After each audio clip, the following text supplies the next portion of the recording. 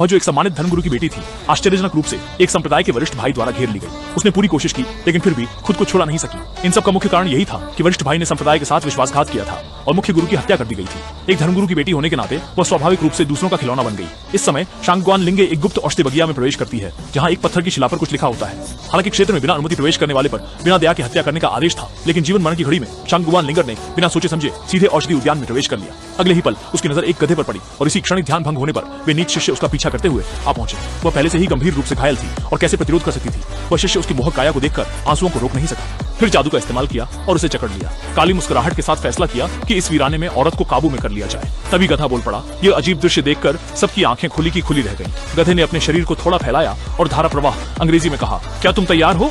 अगर मेरे मालिक ने तुम्हें इस हालत में देखा तो मैं गारंटी देता हूँ कि तुम्हें दफनाने की जगह भी नहीं मिलेगी। कुछ लोगों के चेहरे बदल गए। उन्हें लगा कि यहाँ पर कोई बड़ा कलाकार छुपा है, लेकिन गधे भाई ने पूरी गंभीरता से कहा कि उनके मालिक लैंप स्पिरिट वर्ल्ड के सबसे बड़े रसायनज्ञ हैं। ये सुनकर वहां मौजूद लोगों की पहले तो आंखें फटी रह गईं, फिर हंसी फूट पड़ी, क्योंकि इस दुनिया में रसायनज्ञ को बस एक सहायक की तरह समझा जाता है। जब से दुनिया में बदलाव आया, सारी प्रक्रियात्मक जगह नष्ट हो गई।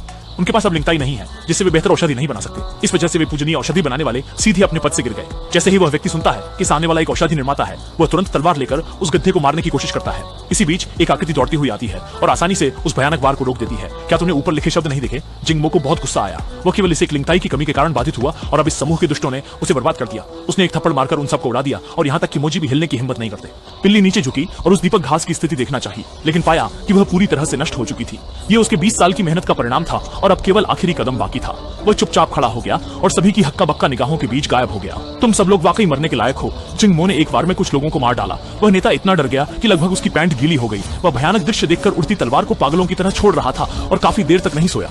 अभी तक समझ में नहीं आया था कि उसने आधे दिन तक मारपीट की और अभी भी सदमे से बाहर नहीं निकला था। केवल एक साधारण लियन डेनशी कैसे कुचू जीजिंग के शिष्यों को पलक झपकते ही मार सकता था, क्योंकि लियन डेनशी अधिकतम लियन जीजिंग स्तर की क्षमता तक ही पहुंच सकते हैं। जिन्मो अचानक से उसके ऊपर आ गया और ताकि वह समझ सके, जिन्मो ने उसे बताया कि मैं एक जिंडान होची स्तर का लियन डेनशी हूं जो भविष्य में देवता बनने वाला है। जैसे ही ये शब्द खत्म हुए, वो व्यक्ति शांतिपूर्वक मर गया। शंगग्वान लिंगर वहीं जमीन पर बैठी थी। उसे मानो सपने जैसा लग रहा था।